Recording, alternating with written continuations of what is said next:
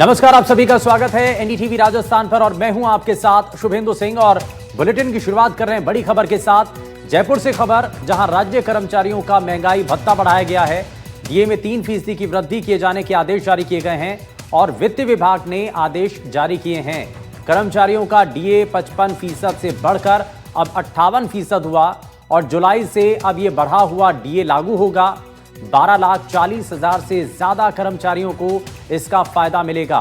तो जुलाई से यह बढ़ा हुआ डीए लागू होगा और 12,40,000 से ज्यादा कर्मचारी इससे लाभान्वित होंगे, उनको इसका लाभ मिलेगा। दरअसल राज्य कर्मचारियों का महंगाई भत्ता बढ़ाया गया है। डीए में 3% की वृद्धि किए जाने के आदेश हैं और वित्त विभाग ने इसके आदेश जारी किए। सुशांत पारिक हमारे संवाददाता जुड़ गए, हमारे साथ सहयोगी। सुशांत, बताइए क्या जानकारी है? महंगाई भत्ता बढ़ा दिया गया है और पेंशनर्स को बड़ी राहत है, और खास तौर से जीएसटी दरों में कमी के बाद।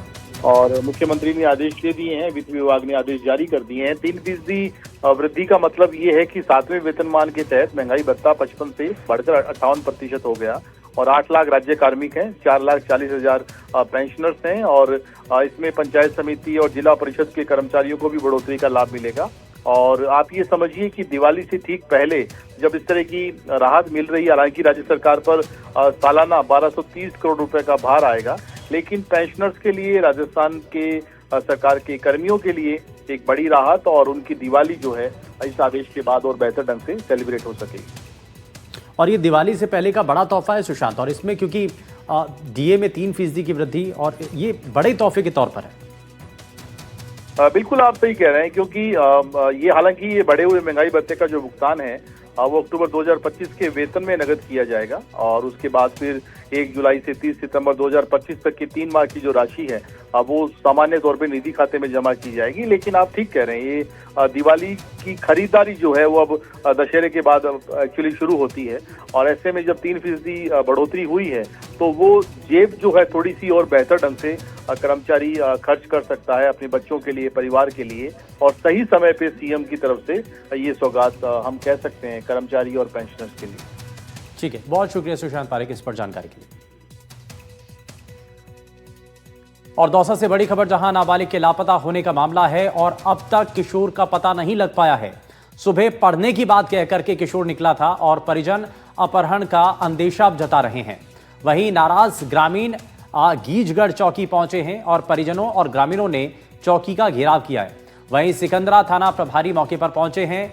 11वीं कक्षा का ये स्कूली छात्र बताया जा रहा है।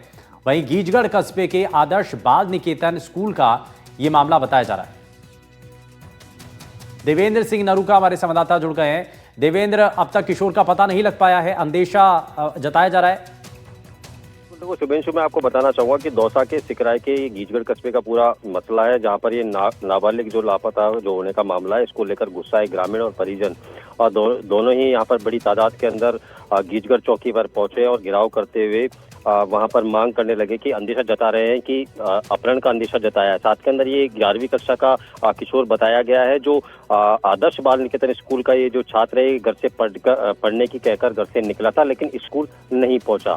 जिस पर शाम को घर पर छुट्टी होने के बाद जब और बच्चे जब घर पर पहुंचे तो ये बच्चा नहीं पहुंचने पर कहीं ना कहीं जो परिजन है उन्होंने तलाश शुरू की और तलाश के बाद जब ये बच्चे के सुराग नहीं लगा तो फिर ये थाने पहुंचे और थाने पहुंचकर अपहरण का जो अंदेशा है और आरोप है उसका आरोप लगाते हुए ये थाने का घेराव, ये जो चौकी है इसका घेराव किया। यहाँ पर सूचना पर बड़ी तादाद के अंदर पुलिस पहुंची है। सिकंदरा थाना जो प्रभारी है वो मौके पर पहुंचे। डीएसपी की भी पहुंचने की वहां पर हमको सूचना मिल रही है। बड़ी तादाद के अंदर ग्रामीण है और लगातार जो लापता जो किशोर है उसकी कहीं ना कहीं सुराग लगाने की बात कर रहे हैं। साथ के अंदर आरोप ये भी है कि अपहरण का भी जो अंदेशा है परिजन वो जता रहे हैं। जी शुभेंशु। ठीक है, बहुत शुक्रिया देवेंद्र इस पर जानकारी के लिए। वही दिल्ली से बड़ी खबर है, जहां बच्चों की खांसी की सिरप पर स्वास्थ्य मंत्रालय बेहद सख्त है और केंद्रीय स्वास्थ्य मंत्रालय ने एडवाइजरी जारी की है और राज्यों और केंद्र शासित प्रदेशों के लिए यह एडवाइजरी जारी की गई है और यह बेहद खास एडवाइजरी है।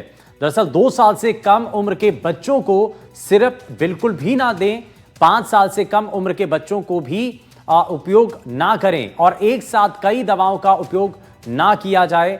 वहीं डॉक्टर की सलाह के बिना बच्चों को कोई भी सिरप ना दें, ये हिदायत दी गई है। वहीं डीजीएचएस ने स्वास्थ्य संस्थानों को भी इस बात के निर्देश दिए हैं और अच्छी गुणवत्ता वाली कंपनियों से ही दवाएं खरीदी जाएं। दवाओं में केवल फार्मास्यूटिकल ग्रेड सामग्री का उपयोग हो, यह भी इस दौरान कहा गया है।